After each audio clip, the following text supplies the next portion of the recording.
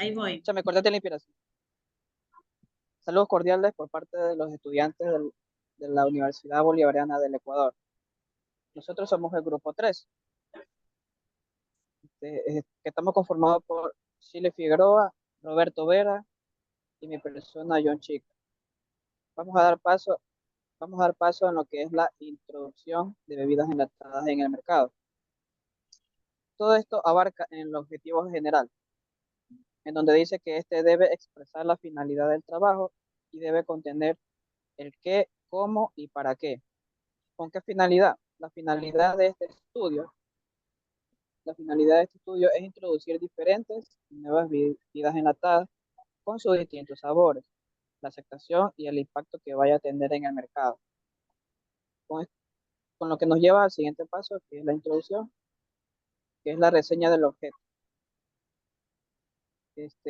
Bueno, en este momento vamos a presentar lo que es la problemática de la empresa Coca-Cola.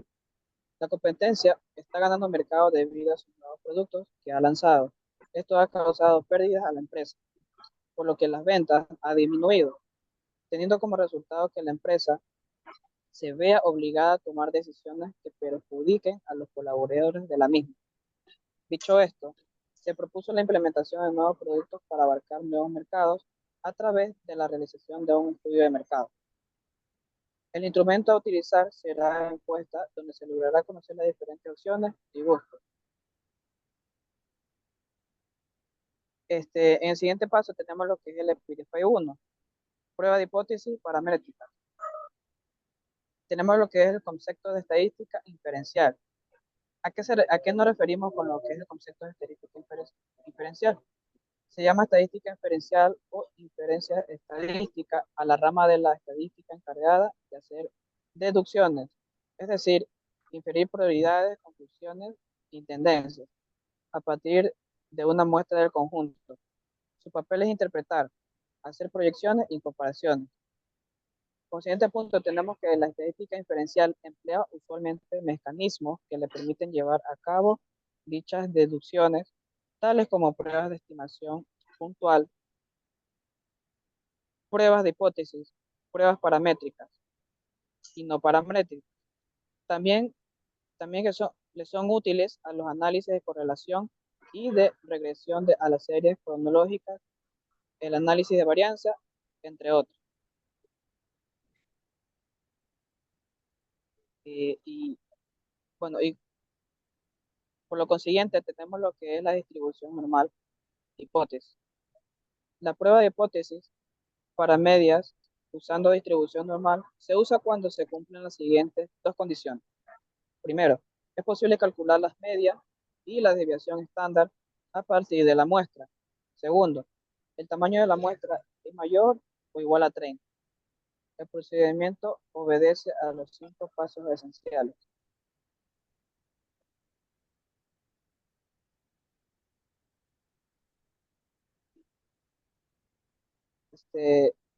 Ya. Aquí tenemos lo que es el área de rechazo de H, de H, de HO, y lo que está en medio, es el área de rechazo del HO. Y por otro lado tenemos lo que es el área de rechazo del HO. Bueno, a continuación va a seguir mi compañero Roberto Vera, donde nos va a indicar los 5 pasos. Bueno, tenemos los siguientes pasos.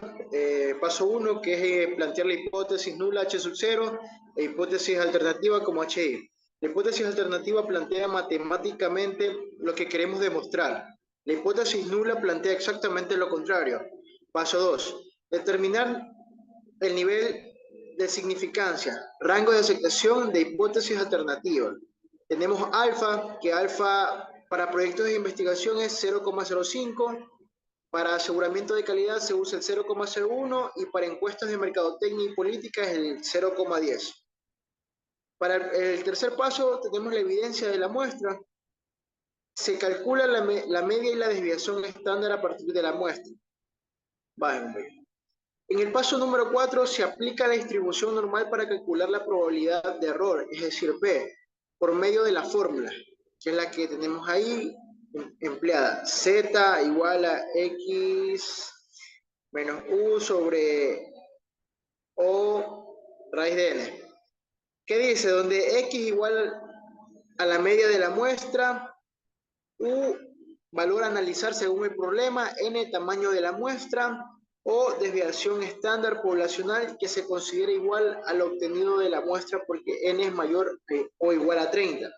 Este es el significado de los, en este caso de las letras, de lo que vimos en el ejercicio de arriba. Como quinto paso tenemos que se buscan las regiones de aceptación o rechazo. Y conclusión, se acepta o rechaza la hipótesis nula y se concluye en base a la hipótesis alternativa. Contraste de hipótesis, riesgos en las decisiones. En general, nunca se sabrá con absoluta certeza si una hipótesis estadística es cierta o falsa, ya que para ello habría que estudiar a todos los individuos de la población. Para comprobar la veracidad o falsedad de esta hipótesis, hay que contrastarlas con los resultados empíricos obtenidos de las muestras. Si los resultados observados en las muestras coinciden dentro del margen de error admisible debido al azar, con lo que cabría esperar en caso de que la hipótesis fuese cierta. La hipótesis se aceptará, como verdadera, mientras que en caso contrario se rechazará como falsa y se buscarán nuevas hipótesis capaces de explicar los datos observados. Como las muestras se obtienen aleatoriamente, la decisión de aceptar o rechazar una hipótesis estadística se tomará sobre una base de probabilidad. La metodología que se encarga de contrastar la veracidad de las hipótesis estadísticas se conoce como contraste de hipótesis, que es como podemos ver en la imagen. Y por último, tipos de contrastes de hipótesis. Tenemos contrastes de bondad de ajuste, que es el objetivo de comprobar una hipótesis sobre la forma de distribución de la población. Y un ejemplo, contrastar si las notas en el grupo de alumnos siguen una distribución normal. Tenemos contraste de conformidad. El objetivo es comprobar una hipótesis sobre alguno de los parámetros de la población. Ejemplo, contrastar si la nota media en un grupo de alumnos es igual a 5. Baje, compañera. Asimismo tenemos ejemplos de contrastes de homogeneidad y contrastes de independencia. Cuando la hipótesis se plantean sobre parámetros de la población, también se habla de contrastes paramétricos. También tenemos los riesgos de errores de un contraste de hipótesis. Los riesgos de cometer cada tipo de error se cuantifican mediante probabilidades, definición, riesgos y el contraste de hipótesis. Se define el riesgo como la máxima probabilidad de cometer un error de tipo 1, es decir, rechazar. Y se define el riesgo como la máxima probabilidad de cometer un error de tipo 2, es decir, aceptar 0,1. A continuación, mi compañera Shirley. Bien, buenas noches. Yo voy a hablar sobre la interpretación del riesgo. En principio, puesto que la metodología favorece a la hipótesis nula, el error del tipo 1 suele ser más grave que el error del tipo 2, y por tanto el riesgo suele fijarse a niveles bajos de 0,1, 0,05 o 0,01, siendo 0,05 lo más habitual. Debe tenerse cuidado al interpretar que el riesgo, ya que se trata de una probabilidad condicionada a que la hipótesis nula sea cierto, por tanto, cuando se rehace la hipótesis nula con un riesgo de 0,05 es erróneo. Es decir, 5 de cada 10 veces nos equivocamos, ya que esto sería cierto solo si la hipótesis nula fuese siempre verdadera. Tampoco tiene sentido hablar de la probabilidad de haberse equivocado una vez tomada una decisión a partir de una muestra concreta, pues en tal caso, si se ha tomado la decisión acertada, la probabilidad de error es 0. Y si se ha tomado la decisión equivocada, la probabilidad del error es 1. Estimación y dócima de hipótesis, exactitud, sesgo y precisión. Estimaciones y dócimas relacionadas con una y dos variables aleatorias. Una estimación estadística en un proceso mediante en el que establece qué valor debe tener un parámetro según deducciones que realizamos a partir de estadísticos. En otras palabras, estimar es establecer condiciones sobre características poblacionales a partir de resultados muestrales. Las pruebas de hipótesis se evalúan La probabilidad asociada a la hipótesis nula es H sub 0, de que no hay efecto o diferencia. El valor de P obtenido refleja la probabilidad de rechazar a la H sub 0, siendo esta verdadero. En ningún caso prueba que la hipótesis alternativa de que si hay efecto o diferencia sea verdadera. Tenemos una imagen. En los términos estadísticos, la exactitud está relacionada en los sesgos de una estimación. Cuanto menor es el sesgo, más exacta es la estimación. Cuando se expresa la exactitud de un resultado, se expresa mediante el error absoluto, que es la diferencia entre el valor experimental y el valor verdadero. ¿Qué se entiende por exactitud y precisión? Precisión es el detalle con el que un instrumento o procedimiento puede medir una variable, mientras que exactitud es lo que se acerca esta medición al valor real. En sí, el concepto de precisión se relaciona con el de resolución en formato raster.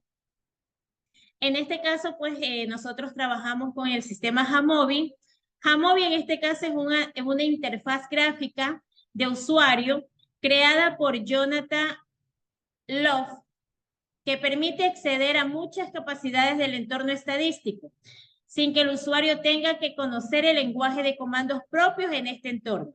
Y aquí tenemos en este caso una plataforma de cómo se trabaja lo que es el Jamovi. En este caso, esto es lo que hemos expuesto en el grupo número 3. Muchísimas gracias.